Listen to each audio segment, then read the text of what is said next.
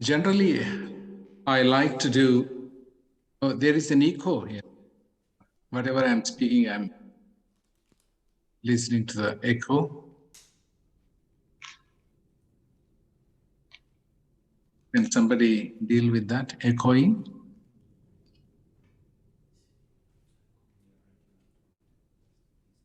Yes. Okay, now it's clear. Generally, I like doing character studies. Oh, it's still echoing.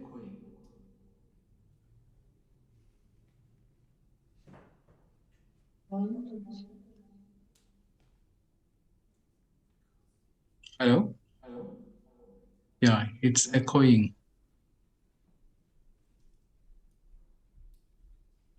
Maybe if others can mute their microphones. Hello? Yes. Hello? Yes, uncle. Now We can it's hear you. okay. Thank you. Generally, I take delight in doing character studies for my personal edification. Sometimes God helps me to share messages on doing some character studies.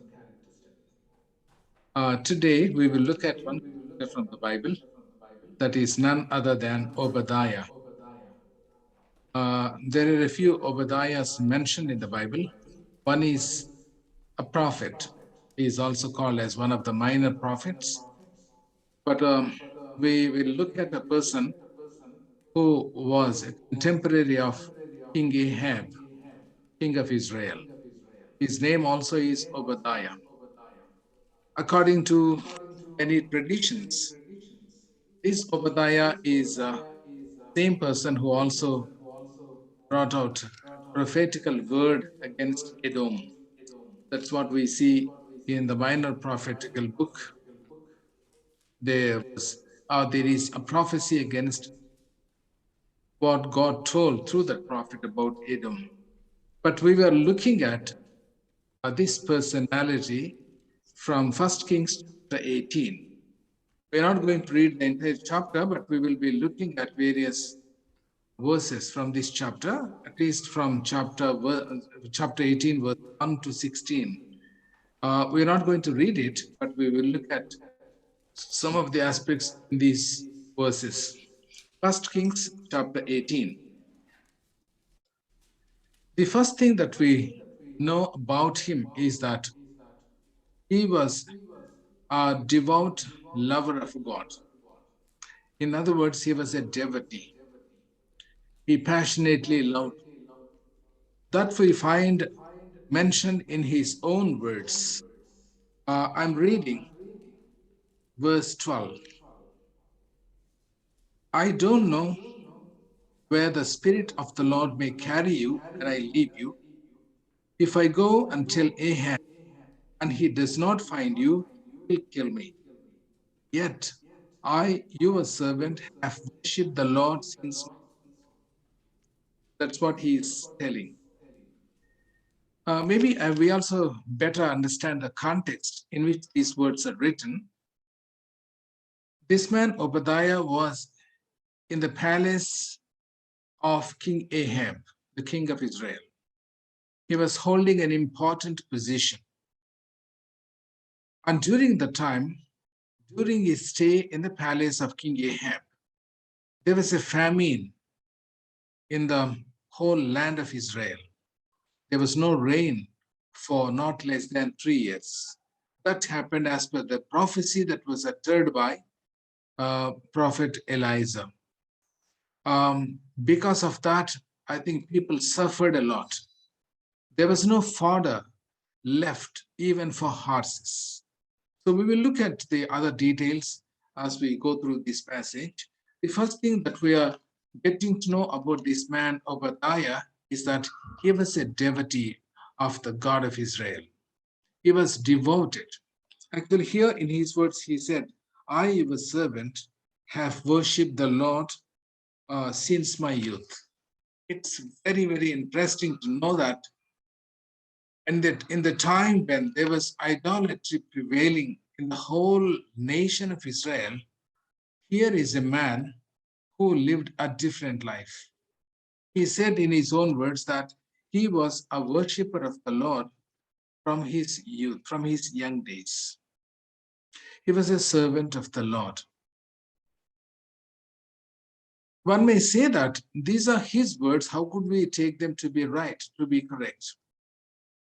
Actually, he was speaking to none other than Prophet Elijah.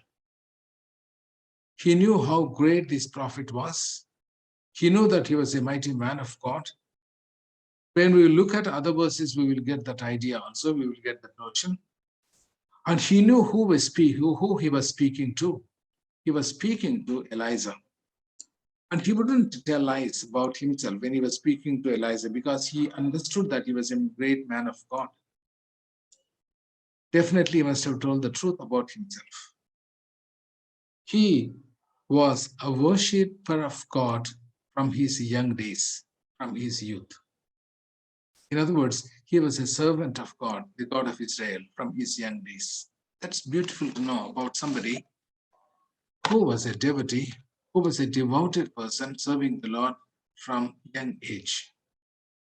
Actually, a lot of thoughts can emanate in our minds when we think a little bit about this.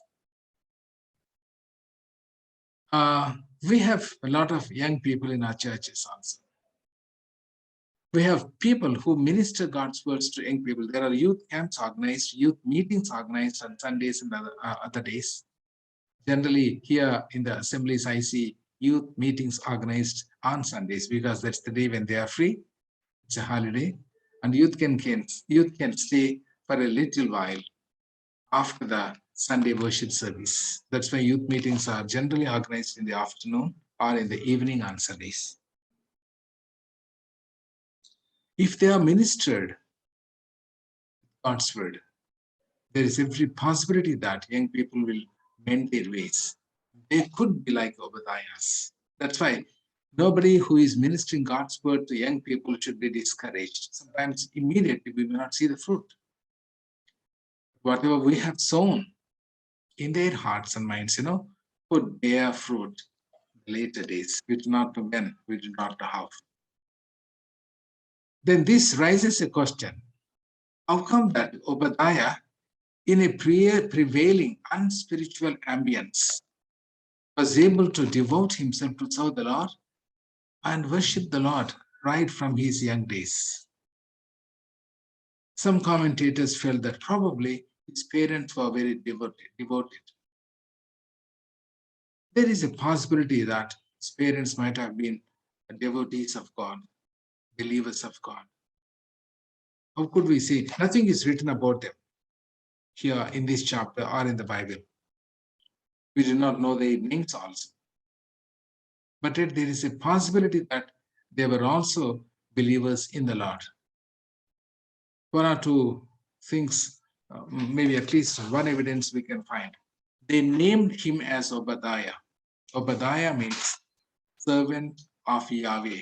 Yahweh means Jehovah, the God of Israel.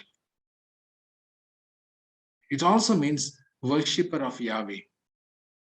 Yah means Yahweh. Obadiah. Obad or Obad or Ob, that means servant or worshipper. Even in Arabic also, they have these names. Abdullah, actually Abda, that comes from Obad. There, of course, they mean servant of Allah, things like that. But here, his parents, they named him nicely as the servant of God, servant of Yahweh, worshipper of Yahweh. From that, we get a glimpse of the spiritual life of the parents. Sometimes they could be very nominal believers in God, and they could name nicely their son. That's also possible. We do not know because nothing is clearly described. But when he said that I was a believer in the Lord, worshipper in the Lord, right from my young days, there must have been somebody who was instrumental in God's hand to bring him to this kind of a spiritual life. Maybe a mentor, or maybe a teacher, who infused spirituality into his heart and mind, who still instilled the law of God in his mind. Somebody might have been there. There were Sunday schools during his time, probably Sunday school teachers would have been there who would have guided him. So now this also should encourage Sunday school teachers that whatever they do, the kind of ministry that they do, that one day could bear fruit. And maybe purposely God did not get it recorded in the scripture as to who mentored him, who nurtured him spiritually, who nursed him in a spiritual environment. Sometimes the same thing could happen even to us. We mentor people, we nurture people spiritually as Sunday school teachers, as youth teachers, as pastors, elders, deacons. We do a lot of things, and probably our services would not be recognized, but that's okay. From heaven, everything would be noticed, everything would be recorded. God knows what we do. So he was a devotee from his young days. That's beautiful of him, especially when we take the ambience into consideration. What was happening? I'm reading one verse. 1 Kings chapter 16, verses 31, 32, and 33. He means Ahab, the king of Israel. He not only considered it trivial to commit the sins of Jeroboam, son of Nebat, but he also married Jezebel, daughter of Ethbaal, king of the Sidonians, and began to serve Baal and worship him. King started serving Baal and worshipping Baal. He set up an altar for Baal in the temple of Baal that he built in Samaria. Samaria was the capital city of Israel. Ahab also made an Asherah pole and did more to arouse the anger of the Lord, the God of Israel, than did all the kings of Israel before him. He was worse than the kings who indulged in idolatry, the kings who went before him. And he was more evil than, or more wicked than the previous kings who went before him. One of the reasons why he indulged in that so passionately, in terms of Baal worship and other things, was because he married Jezebel, the daughter of Ethbaal, king of Sidonians, and began to serve Baal and worship him. She was a great influence on him. She influenced him badly and negatively. He succumbed to her influence. We can imagine what kind of person she was. He tried to kill Eliza. She started killing prophets also. That we will see later, a little bit later. So in such unspiritual ambience, he was there as a believer, as a worshipper of. So the first thing that we understood is about him that we understand about him is that he was a devout believer in God. There are a few other things also that would speak about his faith in God. In verse 7, we find that he recognized Eliza. Some others probably would not have recognized Eliza, especially as a prophet of the Lord. He recognized him. I'm reading verse 7 from NIV. As Obadiah was walking along, Eliza met him. Obadiah recognized him, bowed down to the ground and said, "Is it really you, my Lord Eliza?" There are so many things that we can learn about the character of Obadiah here. First thing is that he recognized Eliza. Maybe he must have met him before. He understood him that he was a mighty prophet. And how did he greet him? He bowed down to the ground. What a humility. He was not an ordinary man taking his position into consideration. Or if we take his position into consideration, he was the palace administrator. He was next to Ahab. And some people describe him as the chief of staff, the person who was a confidant of Ahab.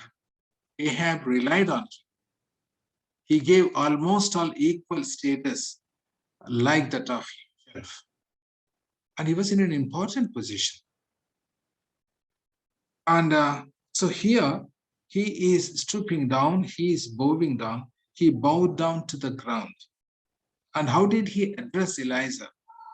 Is it really you, my Lord Elijah? That speaks about his humility, that speaks about an important aspect of spirituality in his life. Being a very, very, very prominent leader in the palace of King Ahab, he is bowing down to the prophet because he understood that the other man was a man of God, a servant of God, a great prophet of God. He revered him, he respected him highly. Even in his conversation, he humbled himself. How did he describe himself before Prophet Elijah? Let's look at verse 12, last quote. Yet I, your servant, have worshipped the Lord since my youth. He considered himself as a servant of Elijah, not as a master administrator of the whole kingdom of Israel. No. That was secondary. I'm your servant. Another important thing also opens a window to us to understand what kind of spirituality Obadiah had in his life. And when he met Elijah, Elijah said, go and tell your master that I am here. And he was wonderstruck. He said, there is not a nation, not a place in the vicinity that the king had not sent people to search for you. And now if I go and tell the king that you are here, and he would send people to look for you. But the Spirit of God would, with a view to protect you, would take you to some other place. And those searchers will not be able to find you. Then what happened to me? What would be my fate? The king would kill me. In the whole conversation, the thing that we understand is that he was of the opinion that God would protect his children, particularly his important servants like prophets. Let's read those verses also. I'm reading from verse 11. But now tell me to go to my master and say Elijah is here. I don't know where the Spirit of the Lord may carry you when I leave you. If I go and tell Ahab and he does not find you, he will kill me. In that context, he was telling about himself, yet I, your servant, have worshipped the Lord since my youth. He was sure that God would protect Prophet Elijah. The Spirit of God might take him to some other place in a fabulous way, in a miraculous way, and people would not be able to find him when God takes him to some other place. Here, he believed very firmly that God could do a miracle in protecting people like Elijah. So all these things give us an idea about his spiritual life. He was a devotee, or he was a man of God, or he was a devout follower of God. We see that even in verse 3. And I'm reading verse 3. And Ahab had summoned Obadiah, his palace administrator. Obadiah was a devout believer in the Lord. Here, Obadiah was not uttering these words about himself. The author of the book of Kings, he is writing about him. That's why we need to believe that. Even the other words also we need to believe, because he spoke about himself before or in the presence of Prophet Elijah. Obadiah was a devout believer in the Lord. So that's beautiful. And he definitely would have been guided, mentored, and nurtured, and even nursed in a spiritual atmosphere by someone, his parents or somebody, or some elders. So their names are not recorded, but their work in his life, or their training of him, that fit. So that's the first aspect that we understand about Obadiah. Second thing, he was in a very dignified position. Let's read the verse again. I'm reading verse 3. And Ahab had summoned Obadiah, his palace administrator. He was in an important position. Let's think about why he stayed on in the palace of King Ahab. Some might feel that he lived a compromised life. There are some commentators also, but very, very few commentators who had that kind of a feeling. But majority of the commentators, they don't feel so. I was also reading a little bit of commentary of Spurgeon on the life of Obadiah. He felt that Obadiah was like like a light in the darkness that was around him. He was light in the darkness. He was shining. Why do we say that there was darkness around him? Because Jezebel, who promoted idolatry, who tried to kill prophets, he was the queen. And Ahab was noted for his wickedness, for his idolatry, for his rebellion against the true living God, God of Israel. It's recorded about him that he was very wicked. He was more wicked than his predecessor. And in such a situation, can a person of this spiritual standing, Obadiah, stay on? But he did stay on. Sometimes people feel like quitting their job if they see corruption in the offices with the officers who are bosses over them. Bankers or bank employees, they feel like leaving because they see a lot of corruption in terms of giving loans, in terms of taking interest, in terms of overcharging the customers, especially the debtors. Sometimes teachers, they see very vicious environment, perilous environment around them. They feel like quitting their jobs.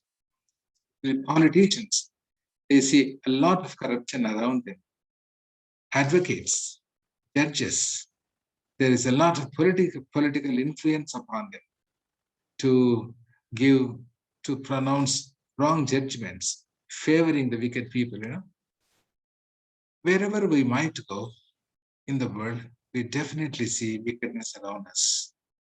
We can't find a place where everything is righteous. It's just impossible. It's not there. And we can't quit one job and then go to another job. Even if you go to another job, situation is same. And the wickedness is prevailing more and more. It's increasing. But yet, God wanted us to be light and salt of the earth and light of the world in this wicked world, not in heaven. No? So that's why there is a need of such people holding important positions so that they do something good. They still could be instrumental in God's hands to bring righteousness, to bring light to our world. What did he do when he was holding such an important position? He saved, he delivered, or he protected 100 prophets. How did he do? In his own words, I think he said that. Verse 13, I'm reading verse 13. Haven't you heard? He's telling to Elijah, haven't you heard, my Lord, what I did while Jezebel was killing the prophets of the world? Jezebel, the queen of Israel, wife of Ahab, she was killing prophets, the Lord's prophets. We do not know how many she killed. He was only able to save 100 prophets. That means she did not want to hear God's voice. Ahab did not want to hear God's voice through his prophets. So what did he do? I hid 100 of the Lord's prophets in 2 caves, 50 in each, and supplied them with food and water. Same thing is repeated in verse 4. I'm reading verse 4. While Jezebel was killing off the Lord's prophets, Obadiah had taken 100 prophets and hidden them in 2 caves, 50 in each, and had supplied them with food and water. He did a very, very wise and diligent thing. He was a diligent dignitary. He was a devout follower of God. He was a devotee. He was a dignitary. What kind of dignitary? He was a diligent dignitary. He diligently had hidden them, saved them, protected them from this onslaught. And how did he do that? He divided them into two groups. Maybe the cave can contain only 50 persons, place where they could be easily hidden from the sight of Jezebel or even Ahab. Nobody can find them. Probably it was in the outskirts somewhere, it was in the wilderness somewhere. He had taken them carefully and he had hidden them. Supposing the king had come to know about it, what would have happened to him? He would have been killed. That means he took the risk. Sometimes holding an important position amidst many wicked people is not bad. We need to be witnesses there, but you need diligence, you need wisdom, you need to be wise also. And sometimes you need to take the risks, you need to be daring. And he took the risk here. He had hidden them. Maybe that was the maximum that he was able to do that. He wasn't able to save many others. And he not only had hidden them, but he provided them with food and water. All the 100 people. We do not know how long did he feed them. Definitely it would not have been just for a day or so. They would have been in the grip of fear. He would have known that Jezebel was after these prophets. She started killing. And he had to hide them. He had to protect them, deliver them, guard them. It would have taken probably a few days or a few months. And he had taken care of it. That's the second important thing. The third important thing is that he was a witness for the Lord in a different way. Maybe his calling was different. Why do we use this word different? Differently called or distinctly called. There was also Prophet Elijah, who was a contemporary of Obadiah. But the ministry that Prophet Elijah had done is very different from the ministry of Obadiah. Obadiah was in King's palace. Prophet Elijah was not there in the vicinity at all. Only when God orders him, he would go and speak to whoever it was. And he was a kind of a firebrand, daring, dashing. Whatever God wanted him to say, he said. But there was a time when he was also in the grip of fear. He was trying to hide himself. And even at one point of time, he said, I am only the servant of God left alone, spared. There is nobody else. But God said there were many others still spared who did not bow their knees to worship God. And definitely Obadiah was one among them. Elijah did not recognize him, but God knew that not only Obadiah, there were many others. Definitely Obadiah was there, 100 prophets also were there, whom Obadiah had saved or delivered or protected, and many others also were there. God had a clear idea about who is who and where is that person or where that person is. So the ministry that Obadiah did was definitely different from the ministry that Elijah did. Elijah also here in this passage or in this chapter seems not to have recognized much, and he didn't give much credit to him also.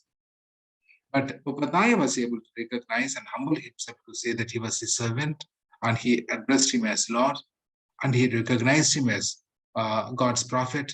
There are many other things that we looked at already. Now, the third aspect that we are looking at is that he had a distinct call, a different call. God needs those who are able to spare their time. They are generally termed as full-time workers, or they're also termed as people who have taken ministry as their vocation. They have more time to spare for God's work. Full-time doesn't mean that 24 hours they'll be able to engage themselves in some work or the other pertaining to the church or any other thing. You know, they have their families, they have many other things to do, but they are able to give more time. Nothing is less, nothing is inferior, nothing is superior. It all is God's call. There are people who have their own secular offices, but they are devout believers of God. They do their work. They are sincere at their workplace. They're God fearing. They mind their businesses. They examine their lives in the light of God's word. They're conscious of God's presence. So they are also equally respected by God. Obadiah has a different call, and Elijah has a different call. Some people might say he should have quit his job and he should have openly criticized Ahab. Sometimes probably that doesn't work. You may have to endure hardship. You may know that you are a light in darkness around you, and you have to carry out your job in God's will. Obadiah did that. Actually, the kind of standing that King Ahab gave to him was a very high standing. Let's see that. Verse 5 Ahab had said to Obadiah, "Go through the land to all the springs and valleys. Maybe we can find some grass to keep the horses and mules alive, so we will not have to kill any of our animals." So they divided the land they were to cover, Ahab going in one direction and Obadiah in another direction. Actually, the whole responsibility was divided between King Ahab and Obadiah. He's almost like equal to the king of Israel. He was given such an important position. Ahab trusted him. He was a trusted, confident worker. And see the amazing way God worked. Um, actually, Ahab did not meet Elijah directly. Elijah met Obadiah, or Obadiah met Elijah. And now Elijah told him that you have to go and tell your king or tell your master that I am here. I was just thinking about why Ahab did not go in the direction where he could easily find Elijah. Maybe God ordained everything that way.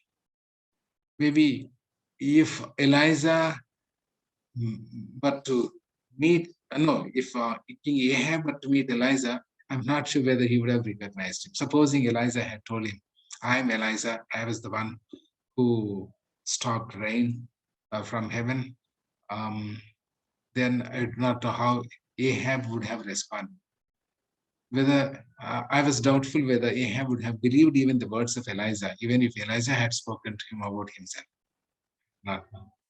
But God has a way of dealing things, doing things also. Nicely, Obadiah went in one direction, and then in that direction, he was able to find Elijah and have a conversation. But the kind of ministry that he did is very different. Some people might say that he lived a compromised life. Sometimes it's not living a compromised life when we are enduring hardships, when we are working under the supervision of very, very wicked bosses. These things are very common these days. When we are working in the offices, we see a lot of corruption.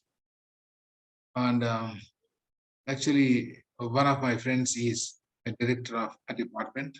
He was telling that the minister had given instruction to the director and to all the staff through his secretary that all applications of transfer should be sent to him.